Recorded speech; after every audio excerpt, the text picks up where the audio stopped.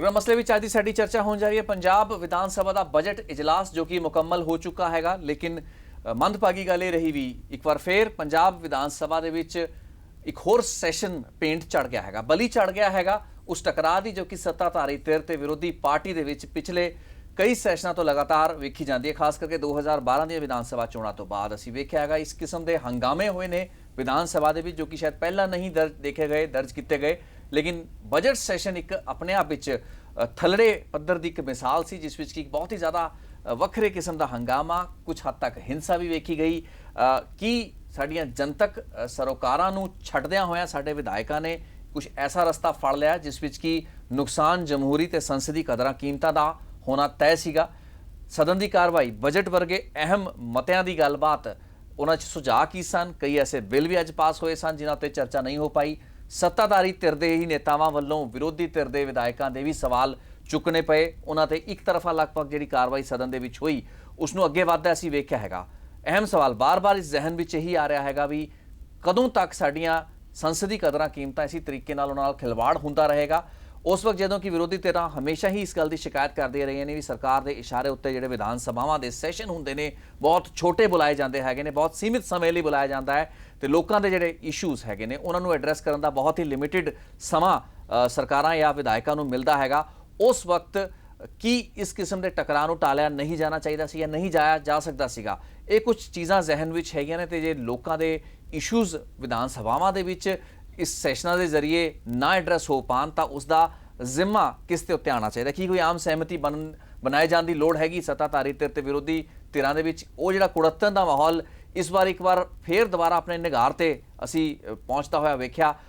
किस हद तक टालिया जाना चाहिए सी या आने वाले समय दे विच ओह ना दोबारा उसका रिपीटिशन होवे इस चीज़ लई की कुछ किया जा सकता है साडे नाल अकाली दल ते कांग्रेस के दोवें पार्टियां के नेता मौजूद हैगे ने प्रवक्ता श्रोमणी अकाली दल के जनरल सकत्तर प्रोफैसर प्रेम सिंह चंदूमाजरा साडे नाल जुड़ रहे हैगे ने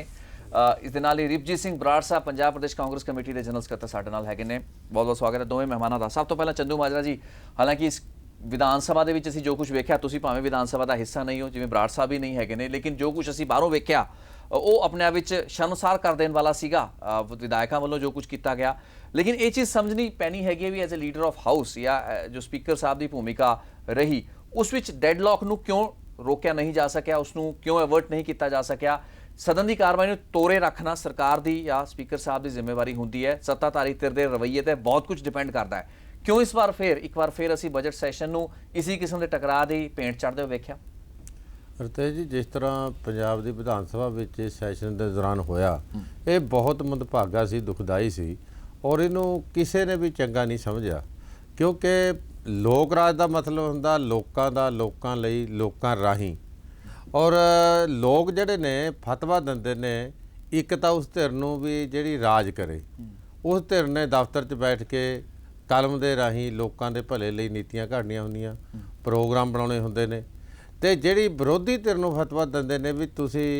चौकीदारे की ड्यूटी करनी इंग्लिश दे विच वैसे इहदी डेफिनेशन है वाच डॉग तो उन्होंने निगरानी रखनी होंदी आ भी किते उनताई कमी तो नहीं रहेगी जानी लोगों ने ड्यूटी लाई होंदी आ ते जे हुण विरोधी धिर कांग्रेस पार्टी जिहड़ी पंजाब दी जो अपनी ड्यूटी तो भजे जां वो जिस काम लई उहदे दो तरीके नाल लोकां दी सेवा कर सकते हैं एक तो जदों विधान सभा चले उदों वो बहस राही दलीलां राही सरकार नूं घेर सकते हैं तो सरकार नूं गलत राह ते तुरन तो रोक सकते हैं दूजा वो जदों विधान सभा ना चले उदों वो पब्लिक प्रैशर राही तो जदों हुण विधान सभा का सैशन सी तो पहला तो रौला पाउंदे रहे जी जिवें तुसीं भी कहा आम लोकां 'च ये गल बनाई जाती है भी सरकारां पता नहीं शायद विधान सभा सैशन थोड़े टाइम ते रखदियां ने बहस तो भजदियां ने पर इत्थे उल्ट हो रहा इत्थे सरकार कहंदी आओ बहस करो सरकार कहंदी आओ विधान सभा दे विच अपना पक्ष रखो ते विरोधी धिर भज रही आ और जिस तरीके दे नाल इस बारी कांग्रेसियां ने तमाशा किया ड्रामा किया ये तो मैं समझदा हदों पार वाली गल है ये तो लोक राज ते कलंक आ देखो जी सद के अपनी कोई गल रखण पर एक सुरक्षा कर्मचारी नूं कुट्टण तक चले जाना ਮਤਲਬ ਇਹ ਤਾਂ ਕਿਸੇ ਤਰ੍ਹਾਂ ਸਿਆਣਪ ਵਾਲੀ ਗੱਲ ਨਹੀਂ ਨਾ ਹੈ, ਉਹਦਾ ਵਿਚਾਰੇ ਦਾ ਕੀ ਦੋਸ਼ ਸੀ। ਜਿਹੜੀਆਂ ਘਟਨਾਵਾਂ ਬਿਲਕੁਲ ਤੁਹਾਡੀ ਗੱਲ ਠੀਕ ਹੈ ਵੀ ਮੰਦਭਾਗੀਆਂ ਰਹੀਆਂ, ਉਹਨਾਂ ਦੇ ਉੱਤੇ ਲਾਇਬਿਲਿਟੀ ਈਵਨ ਹੁੰਦੀ ਸੀ, ਪਰਚੇ ਤੱਕ ਹੁੰਦੇ ਵੇਖੇ ਨੇ। ਬਰਾੜ ਸਾਹਿਬ, ਇੱਥੇ ਬਾਰ-ਬਾਰ ਇਸ ਸੈਸ਼ਨ ਦੀ ਗੱਲ ਕਰੀਏ ਤਾਂ ਕਿਤੇ ਨਾ ਕਿਤੇ ਵਿਰੋਧੀ ਧਿਰ ਦੇ ਵਿਧਾਇਕਾਂ ਦੇ ਵਤੀਰੇ ਦੀ ਗੱਲਬਾਤ ਆ ਰਹੀ ਹੈ। ਅਨੁਸ਼ਾਸਨਾਤਮਕ ਕਾਰਵਾਈ ਹੋ ਚੁੱਕੀ ਹੈ, ਫੌਜਦਾਰੀ ਦੇ ਮਾਮਲੇ ਦਰਜ ਹੋ ਚੁੱਕੇ ਨੇ। ਉਸ ਹਾਲਾਤ ਦੇ ਵਿੱਚ ਕੀ ਇਸ ਟਕਰਾਅ ਨੂੰ ਟਾਲਿਆ ਜਾਣਾ ਚਾਹੀਦਾ ਸੀ? ਟਾਲੇ ਜਾਣ ਦੀ ਕੋਸ਼ਿਸ਼ਾਂ ਹੋਣੀਆਂ ਚਾਹੀਦੀਆਂ ਸੀਗੀਆਂ? ਇਸ ਕਿਸਮ ਦੀ ਗੱਲਬਾਤ ਨੂੰ ਸਮਝਣਾ ਜ਼ਰੂਰੀ ਹੈ ਵੀ ਕੋਈ ਵੀ ਘਟਨਾ ਇੱਕ ਦਿਨ ਹੋ ਜਾਂਦੀ ਹੈ, ਪ੍ਰੋਵੋਕੇਸ਼ਨ ਹੋ ਜਾਂਦੀ ਹੈ ਕਿਸੇ ਪਾਸਿਓਂ, ਲੇਕਿਨ ਇਸ ਦੇ ਬਾਵਜੂਦ ਸਦਨ ਦੀ ਕਾਰਵਾਈ, ਬਜਟ ਵਰਗੇ ਅਹਿਮ ਡਾਕੂਮੈਂਟ ਦੇ ਉੱਤੇ ਚਰਚਾ ਹੀ ਨਾ ਹੋਵੇ, ਲੋਕਾਂ ਦੇ ਸਰੋਕਾਰ ਕਿੱਥੇ ਰਹਿ ਜਾਂਦੇ ਨੇ? ਕੀ ਵਿਧਾਇਕਾਂ ਤੋਂ ਐਕਸਪੈਕਟੇਸ਼ਨ ਹੁੰਦੀਆਂ ਨੇ ਤੇ ਉਹਦੇ ਨਤੀਜੇ ਸਾਡੇ ਸਾਹਮਣੇ ਨਹੀਂ ਆ ਪਾਉਂਦੇ? ਰਿਤੇਸ਼ ਜੀ, ਥੋੜਾ ਜਿਹਾ ਪਿਛੋਕੜ ਵੱਲ ਅਗਰ ਆਪਾਂ ਧਿਆਨ ਦਈਏ ਕਿ ਉਹ ਜੋ ਲੜਕੀ ਤਰਨਤਾਰਨ ਤੋਂ ਆਈ ਸੀ, ਉਹ ਕਾਂਗਰਸ ਪਾਰਟੀ ਦੇ ਦਫ਼ਤਰ ਵਿੱਚ ਮੌਜੂਦ ਸੀ। ਮੈਂ ਸਮਝਦਾ ਹੈ ਕਿ ਪਾਰਟੀ ਦੇ ਦਫ਼ਤਰ ਵਿੱਚ ਜਾ ਕੇ ਪੁਲਿਸ ਦਾ ਦਾਖਲਾ ਔਰ ਇੱਕ ਐਸਪੀ ਦਾ ਖੁਦ ਜਾਣਾ, ਉਸ ਲੜਕੀ ਨੂੰ ਉਥੋਂ ਕੋਸ਼ਿਸ਼ ਕਰਨੀ ਕਿ ਉਹ ਕੁਝ ਕਹਿ ਨਾ ਸਕੇ, ਆਪਦੀ ਦਿਲ ਦੀਆਂ ਭਾਵਨਾਵਾਂ ਨਾ ਪ੍ਰਗਟ ਕਰ ਸਕੇ, ਮੈਂ ਸਮਝਦਾ ਉੱਥੋਂ ਸ਼ੁਰੂਆਤ ਹੋਈ। ਇਹ ਬਿਲਕੁਲ ਦਰੁਸਤ ਹੈ ਕਿ ਉਹਨਾਂ ਤੋਂ ਇੱਕ ਦਿਨ ਪਹਿਲਾਂ ਜੋ ਰਾਣਾ ਜੀ ਔਰ ਜੋ ਮਜੀਠਾ ਸਾਹਿਬ ਦੇ ਦਰਮਿਆਨ ਹੋਇਆ, ਇਹ ਬਿਲਕੁਲ ਲੋਕਤੰਤਰ ਔਰ ਪ੍ਰਜਾਤੰਤਰ ਦੇ ਮੰਦਰ 'ਚ, ਵਿਧਾਨ ਸਭਾ ਪ੍ਰਜਾਤੰਤਰ ਦਾ ਮੰਦਰ ਹੈ, ਉੱਥੇ ਬਿਲਕੁਲ ਅਜਿਹੀ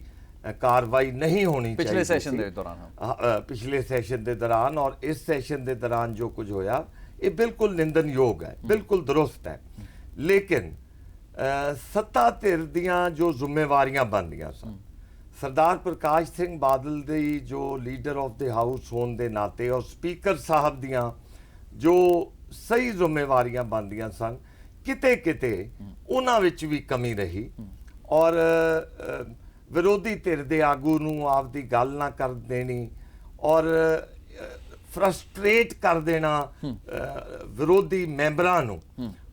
ਉਸ ਕਰਕੇ ਇਹ ਇੱਕ ਬਹੁਤ ਮੰਦਭਾਗੀ ਘਟਨਾ ਹੋਈ ਹੈ, ਜਿਹਦੇ 'ਚ ਜ਼ਿੰਮੇਵਾਰੀ ਮੈਂ ਸਮਝਦਾ ਕਿ ਸਾਰੀ ਵਿਧਾਨ ਸਭਾ ਦੀ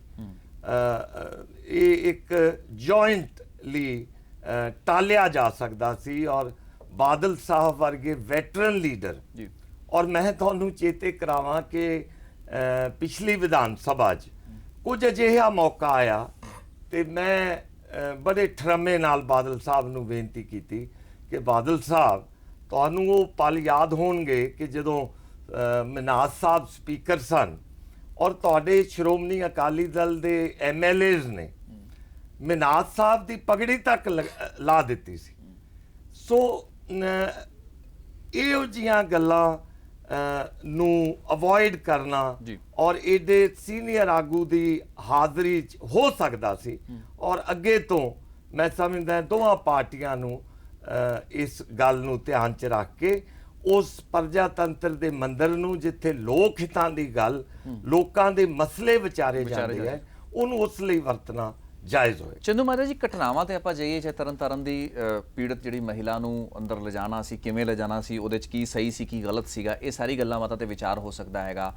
ਸਦਨ ਦੇ ਵਿੱਚ ਕੁਝ ਘਟਨਾਵਾਂ ਹੋ ਜਾਂਦੇ ਨੇ, ਵਿਧਾਇਕਾਂ ਵੱਲੋਂ ਕਈ ਵਾਰ ਐਗਰੈਸ਼ਨ ਆ ਜਾਂਦਾ ਹੈ, ਸਾਰੀ ਗੱਲਾਂ ਬਾਤਾਂ ਠੀਕ ਨੇ, ਲੇਕਿਨ ਜਦੋਂ ਇਸ ਕਿਸਮ ਦੀ ਘਟਨਾਵਾਂ ਹੋ ਜਾਣ, ਉਸ ਵਕਤ ਇਹ ਬੜੀ ਜ਼ਿੰਮੇਵਾਰੀ ਬਣਦੀ ਹੈ ਸਾਰੀ ਧਿਰਾਂ ਦੀ। ਉਹਦੇ ਵਿੱਚ ਲੀਡਰ ਆਫ ਆਪੋਜੀਸ਼ਨ ਜਾਂ ਲੀਡਰ ਆਫ ਹਾਊਸ, ਸਪੀਕਰ ਸਾਹਿਬ ਹੈਗੇ ਨੇ।